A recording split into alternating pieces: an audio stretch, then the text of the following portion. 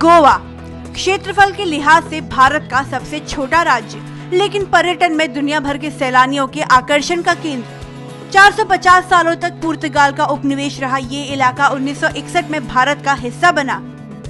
गोवा में 2 लोकसभा सीटें हैं, उत्तरी गोवा और दक्षिणी गोवा।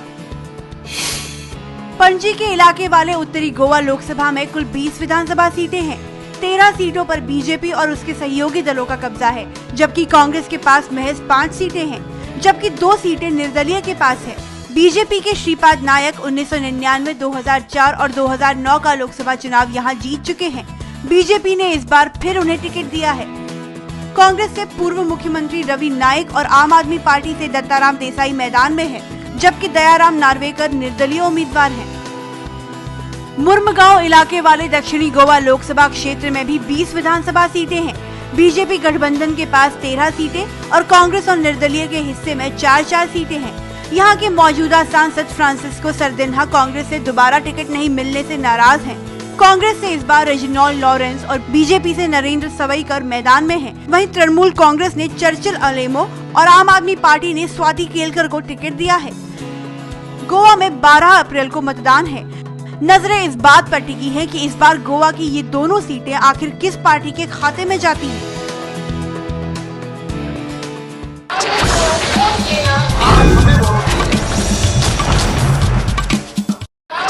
अब तक आपने देखी कौन बनेगा प्रधानमंत्री की 154 नुक्कड़ बहस। आज देखिए 155वीं नुक्कड़ बहस। कौन बनेगा प्रधानमंत्री की नुक्कड़ बहस में आपका स्वागत है। मैं हूं इस समय गोवा में 2 सीटें हैं। दोनों ही सीटों पर इस बार प्रतिष्ठा का जंग इसलिए बना हुआ है क्योंकि एक सीट है कांग्रेस पार्टी के पास, एक है भारतीय जनता पार्टी के पास। यह है मांडोवी रिवर।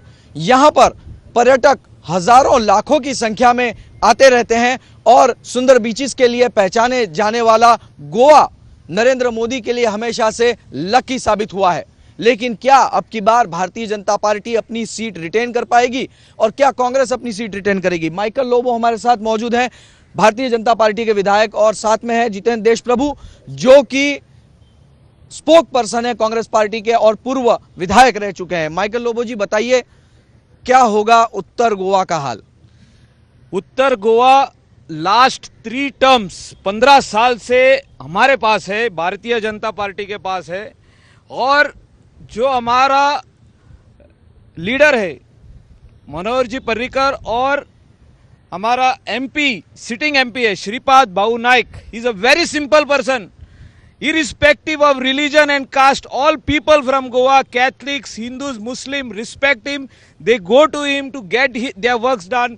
क्या कहेंगे, 3 टर्म से ये सीट आपके पास नहीं है उत्तर गोवा की, पणजी जहां पर हम हैं? वही वजह है कि ये सीट कांग्रेस को इस बार हासिल हो ही जाएगी।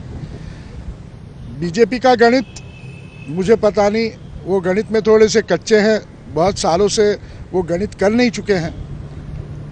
तो यही वजह है कि वो समझ नहीं पा रहे हैं कि उनके खिलाफ कितना माहौल बना हुआ है। एक तो ये शख्स ने कुछ किया नहीं, कोई कहते हैं रोड्स बनाए, कोई कहते हैं स्कूलें बनाए, लेकिन कभी देखी नहीं ना कि यहाँ पर कुछ 15 साल में ऐसी कोई चीज़ हुई कि जहाँ बीजेपी के लोगों के लिए कुछ सुहाना ये इस वक्त का सफ़र होगा।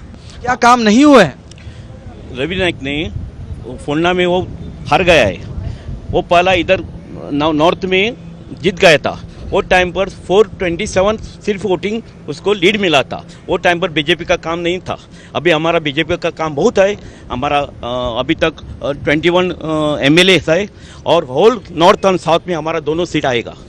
क्या यहाँ पे स्टेट गवर्नमेंट ने कुछ काम किया है? स्टेट गवर्नमेंट में उतना नहीं हो रहा है, कुछ सब ठप है, माइनिंग बंद है, सिर्फ जो आप देख रहे हैं कैसीनो वो चालू है और गोवा में कुछ नहीं हो रहा है। क्या गोवा में काम हो रहा है? तो 3 टर्म्स आप जीत के, ऐसा कोई दिखना चाहिए कि नहीं आपने किया है कुछ। ऐसा कुछ दिख ही नहीं रहा कि उन्होंने कुछ किया हो। सिर्फ आप जीत के और अच्छे आदमी, मैं भी जानता हूँ कि अच्छे आदमी इसका मीनिंग ये नहीं है कि वो कि हर बार जिता के लाए उसको। नरेंद्र मोदी का जादू चलेगा, राहुल गांधी का? जो शख्स झूठ के बुनियाद पे खड़ा रहता है, वहाँ जाके इनको मैं सलाह दूंगा कि भाई गुजरात में चले जाओ और देख लो वहाँ क्या है, क्या डेवलपमेंट की बात हो रही है।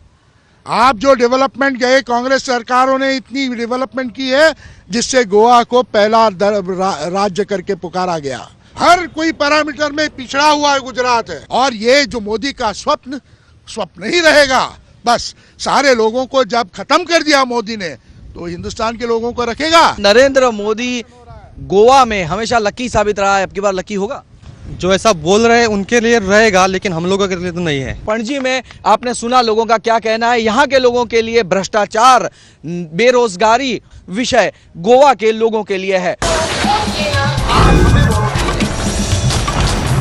कौन बनेगा प्रधानमंत्री की नुक्कड़ बहस में आपका स्वागत है।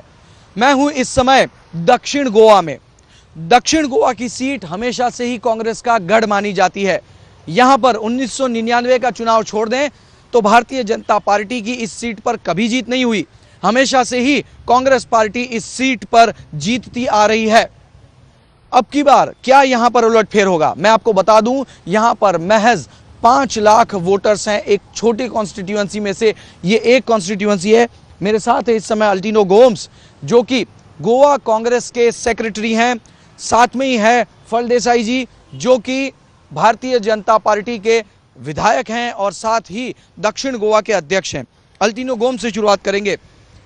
अल्टीनो जी, क्या कहेंगे, क्या परिस्थिति है दक्षिण गोवा की इस बार? We are very strong here in South Goa. This is our constituency and we have a very young and dynamic candidate, Reginald Lorenzo, and we are sure of winning this with a very big margin. Sardesai जी, ये बताइए क्या परिस्थिति, उलटफेर, क्या परिस्थितियों में बदलाव है यहाँ? यहाँ पे पिछले इलेक्शन में तो हम सिर्फ 12,000 वोट से हारे थे। अब की हमारी सरकार है, हमारे सरकार में पिछली बार हमारे पास सिर्फ 6 विधायक इस साउथ गोवा में थे। अब तो देखा गया तो 20 में से 15 लोग हमें सपोर्ट कर रहे हैं, हमारी खुद के 9 है। और जिस तरीके से कम्युनल और सेक्युलरिज्म को बढ़ावा दे रहे, लोगों को पता चल गया है कि कांग्रेस क्या है। आखिरी वक्त पर आता है कि कम्युनल सेक्युलर करके वोट निभा दिए। अभी तो हमको पता चला है कि क्रिश्चियन माइनॉरिटीज़ में मुस्लिम माइनॉरिटीज़ ने हमको अपनाया है और इस बार की विधानसभा चुनाव में उन्होंने बहुत सारे वोट्स हमें दिए हैं, बहुत सारे कैंडिडेट भी हमें दिए हैं। तीनों जी, कम्युनलिज्म, सेक्युलरिज्म कोई मुद्दा है? Yeah, communism. See, as rightly said by my colleague, my friend. Yes, there was a change. We have lost last assembly election, but today people have realized what BJP is. They were given all false promises, but today those same people have come back to us, and all minority, all South Goa people are supporting our candidate, and there is no doubt that although we have only 4 MLAs elected, but the entire South Goa, I have been roaming, touring about the whole South Goa constituency, and wherever I go, I hear only one thing, that is only Congress. महिलाओं के ऊपर अत्याचार के विषय में एक महिला यहाँ पर है। गोवा में निश्चित तौर पर पिछले कुछ समय में महिलाओं की हत्या और जो गुनाह हुए हैं उस विषय में बात करेंगे। क्या कहेंगे इस विषय में? अभी सभी लोग बोलते हैं कि महिला आगे बढ़े, लेकिन महिला अभी तब सुरक्षित नहीं है। रोज नया बलात्कार है, सभी सुनने को आता है। साउथ गोवा में कुल मिला के कम्युनलिज्म वर्सेस सेक्युलरिज्म ये एक मुद्दा है। 30% जितनी जनता यहाँ की कैथलिक है और वही तय करते हैं कि यहाँ से कौन जीतेगा। क्या लग रहा है आपको? बिल्कुल कांग्रेस जीतेगी। बीजेपी का काम ही है डिवाइड करके रूल करना, और वो हमेशा ही कम्युनल कार्ड खेलती है। हम सेक्युलर लोग हैं, कांग्रेस पार्टी हमेशा से सेक्युलर की बात करती है और निश्चित तौर पर कांग्रेस जीतेगी यहाँ से।